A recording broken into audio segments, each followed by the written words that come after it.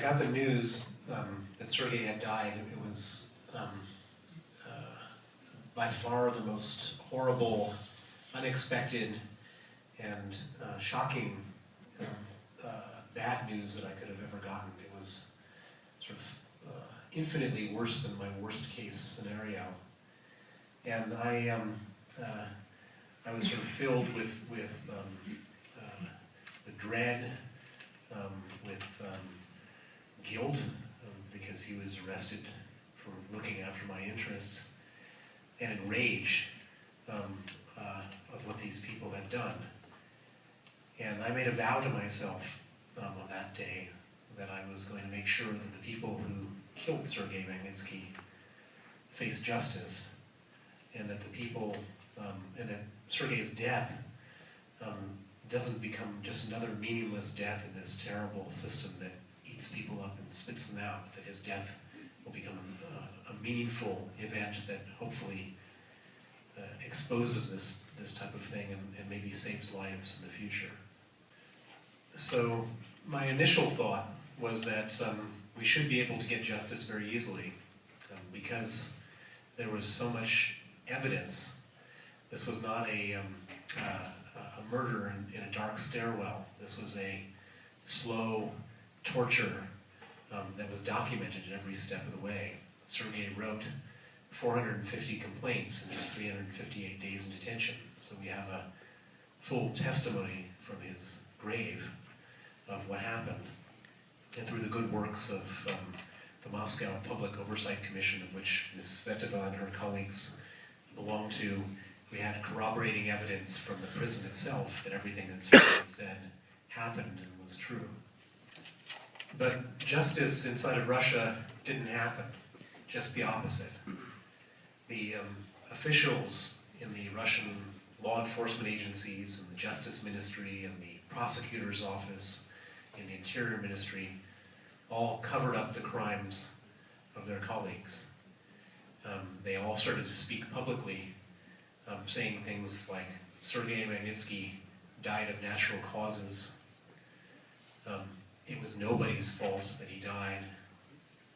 They went on to say that it was Sergei Magnitski that was a criminal. It's unfortunate when criminals die. And they went on to exonerate all of the officials that we had evidence on. They went on to promote some of those officials, give a number of them special honors, and then to make matters much worse, they then eventually went on to prosecute Sergei Magnitski himself after he died in the first ever prosecution against a dead man in the history of Russia. So it became clear to us there was no possibility of getting justice inside of Russia. And we said to ourselves, if we can't get justice inside of Russia, let's get justice outside of Russia. Well, this creates a challenge because many of the things that were done to Sergei Magnitski are not crimes in the jurisdiction of France or the United States or Great Britain. They're crimes only punishable in the jurisdiction of Russia.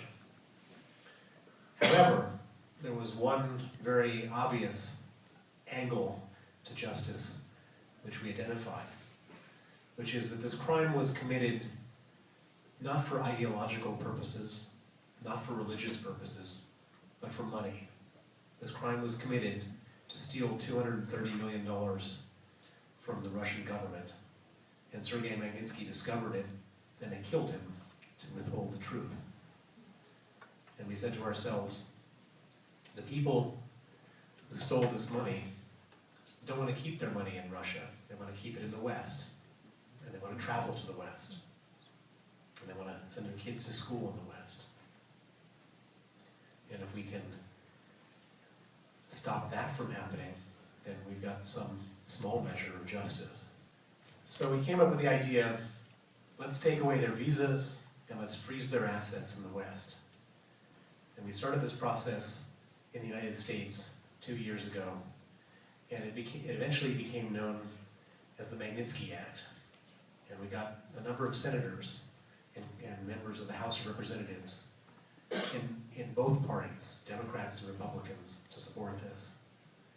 And it started small, but as we started to discuss the case of Serguei Magnitski, and discuss the details, and discuss the idea of taking away visas and freezing assets, it became an extremely popular policy because it was just the perfect policy for this crime, these types of crimes, and this regime in Russia. It was a very long process, but I'm proud to say that on the 14th of December last year, the Serguei Magnitsky Rule of Law Accountability Act was signed by President Obama, which will freeze assets, cancel visas, and name names of the people who killed Serguei Magnitsky and the people who commit other gross human rights abuses in Russia. It's probably the single most important piece of human rights legislation that's been passed in the last 35 years. It hits the Russian regime exactly where it counts. And while I'm deeply distressed at the Russians' reaction, which I'll discuss in a minute, the fact that they've had such an unbelievably emotional and exaggerated reaction shows how clearly we found the thing that hits them, hits their Achilles heel, hits them right where it counts, which is their money abroad.